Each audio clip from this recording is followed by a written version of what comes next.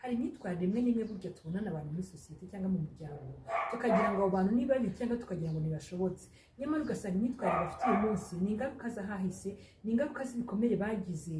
Noneho ibyo bikomere bidakize babimarana igihe cyangwa barabibana, babigendana urugendo rurerure kugeza uyu munsi ibikomere byarenze bikava mu mutima bikaza mu mico no mu myitwarire, cyangwa se ibyo bikomere bikaba byagaragarira inyuma ariko bihereye mu kwangirika kw'imbere mu mutima cyangwa se mu kwangirika kw'amarangamutima y'umuntu.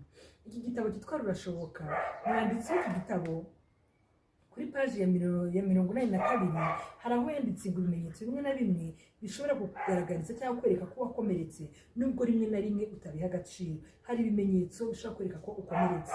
Ushaka kumva abantu baganira ku bikomere, si bikomere n'iki, si ngenda akomeretse kumva mu wakomeretse nturimo. Hano hari ibimenyetso bimwe na bimwe bishobora kwereka ko ukomeretse: ubwoba, umujinya, uburakari, agahinda gakabije, umunabi ukabije, urwangano cyangwa se urwango rukabije, gutakariza abantu icyizere mu buryo bukabije, kubura ibyishimo, kwangirika kw'amarangamutima ni byinshi. Yagerageje kugaragaza ibimenyetso bimwe na bimwe bishobora kwereka ko ukomeretse nyamara utari ubizi.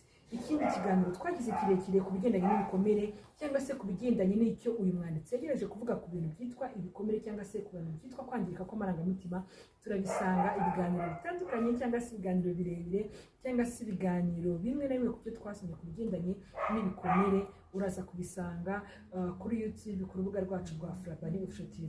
Kuri Frabani Official TV tugenda tuganira ibintu byinshi bitandukanye byo mu muryango. Ese ni iki gishobora gutuma umuryango utanezerwa? Kimwe muri byo harimo kubana n'ibikomere bitakize. Ibiganiro bitandukanye rero twagiye tugira ku bigendanye n'ibikomere cyangwa se kwangirika kw'amarangamutima, uraza kubisanga kuri Frabani Official TV. Tuguhaye ikaze kandi turagushimiye. Imana iguhe umugisha, mukomeze kugira umunsi mwiza. Ndabakunda cyane.